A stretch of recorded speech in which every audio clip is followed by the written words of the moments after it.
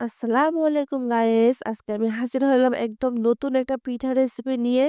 আর শীত মানে তো অফুরন্ত পিঠা উৎসব। আর আমার মতো কে আছেন পিঠা খেতে অনেক বেশি ভালোবাসেন অবশ্য কমেন্ট করে জানাবেন। আমার তো পিঠা অনেক বেশি ভালো লাগে। এজন্য আমি মাঝে মাঝে পিঠাটা বানানোর চেষ্টা করি। তো আমি রান্না করা মাংস থেকে পরিমাণ মতো আমি গরুর মাংস উঠিয়ে নিয়েছি। এখানে কোনো প্রকারের হাড় এড করব না। পুরাটাই মাংস। মাংসটা উঠে নিয়ে আমি এভাবে হাতের সাহায্যে ঝুরি করে নিয়েছি। নিয়ে এখানে আমি একটা ননস্টিক প্যানে তেল দিয়ে হালকা একটু ভেজে নিয়েছি। মাংসটা যখন কিছুটা ভাজা হয়ে যাবে, এই পর্যায়ে আমি ১ কাপ দিয়েছি কুচি করে রাখা কাঁচা পিঁয়াজ।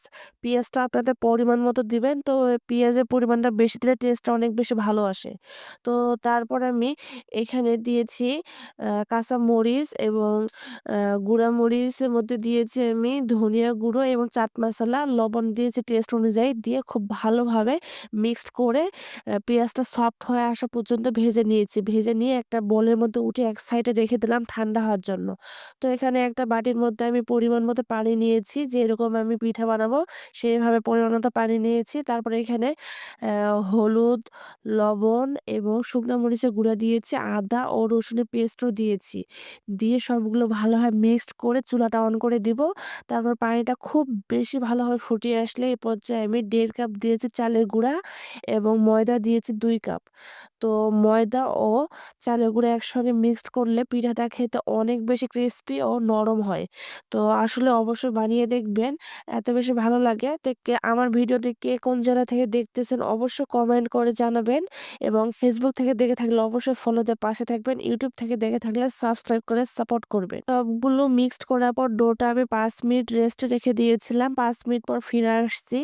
তো ডোগুলা আমি একটা বোর্ডের মধ্যে নিয়েছি। নিয়ে খুব ভালোভাবে হাতের সাহায্যে মিক্সড করে একটা পাতলা রুটি করে নেব। একদম বেশি পাতলা করব না, এতে ফেটে যাবে। মিডিয়াম সাইজের রুটিটা বেলে নিয়েছি। তারপর একটা স্টিলের গ্লাস দিয়ে আমি এইরকম গোল শেপ করে কেটে নিয়েছি। স্টিলের গ্লাস আমার মনে হয় প্রত্যেকের বাসায়ই থাকে, কোনো ঝামেলা হওয়ার কথা না।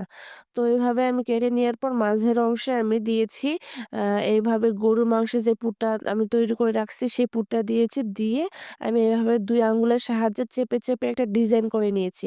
আপনারা চাইলে এই ডিজাইনটাও করতে পারেন, আবার যেকোনো ধরনের ডিজাইন করতে পারেন। আর পিঠাটা খেতে কেমন হবে অবশ্যই কমেন্ট করে জানাবেন। কার কেমন লেগেছে সেটাও আমার সঙ্গে শেয়ার করবেন। তারপরে তো সবগুলা পিঠা বানার পর আমি একটা ননস্টিক প্যানে রান্নার রেগুলার তেল দিয়েছি। হালকা একটু গরম হয়ে আসলে পিঠাগুলা দিয়েছি। দিয়ে ২ সাইডে আমি ব্রাউন কালার করে ভেজে নিয়েছি। এই তো তৈরি হয়ে গেল আমার মুসমুসে আ গরুর মাংসের পুলি পিঠা। অবশ্যই বানিয়ে দেখবেন আর আমার ভিডিওটি ভালো লাগলে বেশি শেয়ার করবেন।